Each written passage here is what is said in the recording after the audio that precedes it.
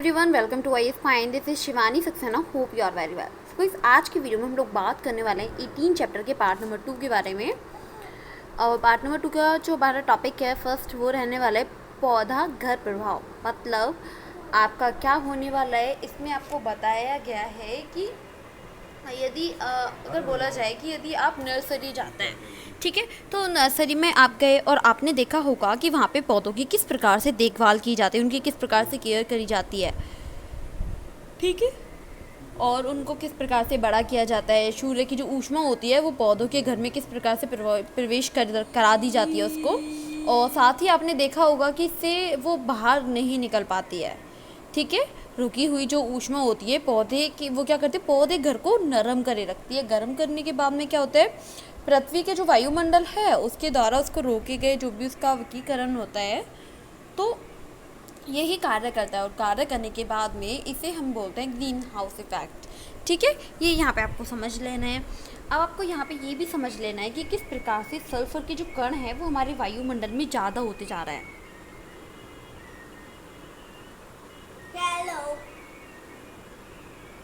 तो आपको पता है कि विभिन्न प्रकार के क्या होते हैं, विभिन्न प्रकार के जो क्रियाकलाप अगर हम कर रहे हैं, अगर विभिन्न प्रकार के क्रियाकलाप हो रहे हैं, जिससे क्या हो रहा है, जिससे वायुमंडल में CO2 क्या हो रहा है, निर्मोचित हो रही है। अब जो पौधे हैं, पौधे प्रकाश संश्लेषण से क्या करते हैं, CO2 को यूज़ करते हैं और वायु में क्या करते हैं। आपको पता है कि वायु में क्या होता है, वायु में क्या होता है कि जो CO2 की मात्रा है वो कम हो जाती है। लेकिन वन का जो उन्मूलन हम कर रहे हैं, वृक्षों को हम काट तो रहे हैं, लेकिन काटने की जगह क्या हम वहाँ पे दूसरे वृक्षों का रोपण कर रहे हैं, तो बिल्कुल नहीं करते हैं, ठीक है, मोस्टली नहीं करते हैं।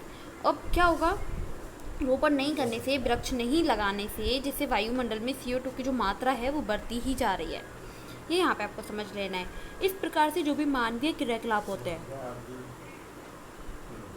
इससे क्या होता है, जो भी मानवीय जो भी क्रियाकलाप हैं उससे क्या होगा, वायुमंडल में जो CO2 है, CO2 का संचय में क्या योगदान होता है, योगदान कौन देते हैं, CO2 ऊष्मा को जो रोक लेती है, ठीक है, वायुमंडल में नहीं जाने देती है। और परिणाम स्वरूप अगर होता क्या है कि वायुमंडल में जो वायुमंडल के औसत अगर आप देखेंगे, औसत ताप में निरंतर वृद्धि हो रही है, नहीं हो रही है, निरंतर उसमें वृद्धि हो रही है। और इससे विश्व का क्या बोलते हैं, हम इसको ग्लोबल वार्मिंग हम इसे बोलते हैं, उष्णन, ठीक है। ये यहाँ पे आपको समझ लेना है। आप यहाँ पे देख पा रहे हैं,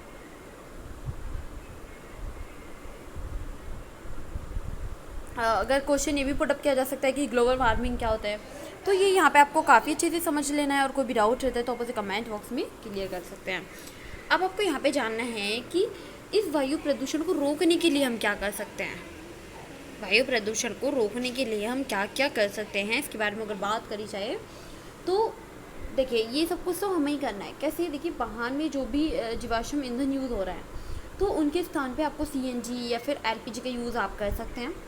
सरकार तथा जो भी अन्य एजेंसियां हैं, ठीक है, तो विभिन्न स्थानों पे क्या है, जैसे वायु की गुणवत्ता है, नियमित आपका एक तरीके से आप उसका यूज़ कर सकते हैं। और हो सके तो सौर ऊर्जा का यूज़ करना भी हमें चाहिए, किसमें, वाहनों में, ठीक है। जहाँ तक हो सके आपको एक तरीके से प्लांटेशन करना चाहिए, वृक्षों का रोपण करना चाहिए आपको, और आपको करना भी है, ये आपको यहाँ पे समझ लेना है। तो आपको काफ़ी अच्छे से समझ आ गया। देन अगर बात करते हैं हम आगे, तो हम यहाँ पे देखिए, आप यहाँ पे पिक्चर में देख पा रहे हैं, जस्ट मिनट, इस पिक्चर में देखिए आप देख पा रहे हैं, यहाँ पे ये छोटे छोटे बच्चे पौधे लगा रहे हैं, आपको भी लगाने चाहिए। अब हम यहाँ पे, हमारा टॉपिक आता है जल प्रदूषण। तो जल प्रदूषण कैसे होता है आपको यही जानना है यहाँ पे। तो आप यहाँ पे याद रखेंगे कि जो भी वाटर हम यूज़ करते हैं, ठीक है, वाटर हम लोग पी रहे हैं, हम लोग पानी को पी रहे हैं। अब जो भी हम लोग पानी को पी रहे हैं वो नदियों के माध्यम से या फिर नालों के माध्यम से जल के स्रोत तक पहुँचता है, ठीक है, पहुँचता ही नहीं पहुँचता है। अब जितने भी तत्व हैं वो हमारे पानी में सम्मिलित होकर प्रदूषित करते हैं, किसको, जल को प्रदूषित करते हैं। तो इसे की नीड होती है उपचार की, इसे साफ़ करने की उपचार की नीड होती है। उस पानी को हम इस तरीके से साफ़ किया जाता है, मतलब इस तरीके से उसका उपचार किया जाता है कि उपचार करने के बाद किसी भी जलाशय में एक तरीके से विसर्जन किया जाए, तो उस जलाशय में जो भी उपस्थित रहने वाले जीव हैं उन्हें किसी भी प्रकार की हानि नहीं होगी। ये आपको समझ लेना है।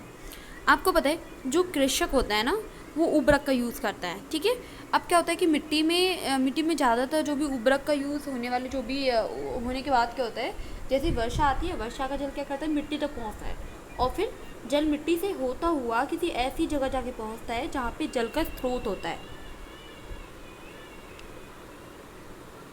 क्या होता है, जल का स्रोत होता है वहाँ पे। तो ये यहाँ पे आपको समझ लेना है काफ़ी अच्छे से। और आपको यहाँ पे ये भी समझ लेना है कि वहाँ जैसे नदियाँ हैं, तालाब हैं, तो वहाँ तक वो पहुँच तो जाता है, जल पूरी तरीके से प्रदूषित होता है और जो रहने वाले जीव होता है ना, उनका जो जीवन है वो संकट में पड़ जाता है। ये यहाँ पे आपको नोट करना है कि उर्वरक में जो भी वर्षा होती है, वर्षा का जल आता है, तो वो जल भी एक तरीके से रिस कर चला जाता है, मतलब रिस के चला जाता है, अब में वो चला जाता है। ठीक है, जिसे हम लोग पानी के योग्य समझते हैं, हम उस पानी को पी भी लेते हैं, मतलब वो दूषित हो जाता है, उसे हम पी लेते हैं, वो रिस के मुँह में चला ही जाता है। ठीक है, ये यहाँ पे आपको समझ लेना है। आपको पता है कि कृषि के उपयोग के कारण क्या होता है, जल दुर्बल होता जा रहा है। और आपने ये भी देखा होगा कि कपड़े धोने या फिर नहाने के बाद हमारे द्वारा जो भी उपयोग किया जा रहा है, जो भी पानी है, जो भी जल यूज़ किया जा रहा है, तो जल में हम कुछ ऐसे पदार्थ मिला देते हैं जो उसकी गुणवत्ता को एक तरीके से कम कर देते हैं और उसका जो रंग है उसमें गंध भी आने लगती है, उसका रंग भी चेंज हो जाता है। कपड़े धोए तो कपड़ों की सारी गंदगी उस पानी में मिल गई, ठीक है, तो उसका रंग चेंज हुआ। तो यहाँ पे आपको समझ लेना है, तो ये यहाँ पे आपको समझ लेना है। होप आपको काफ़ी अच्छे से समझ आया होगा। अब यहाँ पे क्वेश्चन है कि जल प्रदूषण क्या होता है। तो जल में जब भी एक तरीके से बाहर से किसी भी वायरस का एंटर होता है तो उसे ही हम लोग क्या बोलते हैं कि वो जल को एक तरीके से प्रदूषित बना देता है, तो वो हो गया आपका जल प्रदूषण। ठीक है, ये यहाँ पे आपको समझ में आया।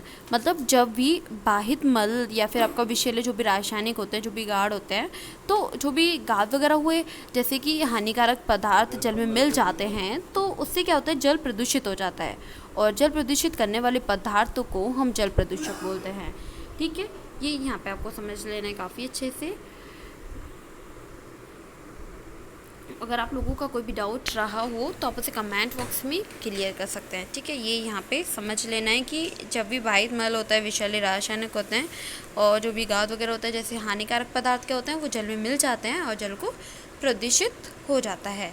और जल प्रदूषित करने वाले जो पदार्थ होते हैं उसको हम क्या बोलते हैं, जल प्रदूषक कहते हैं।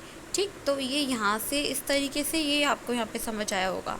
तो कोई भी डाउट है तो उसे तुरंत कमेंट बॉक्स में क्लियर कर लेना है।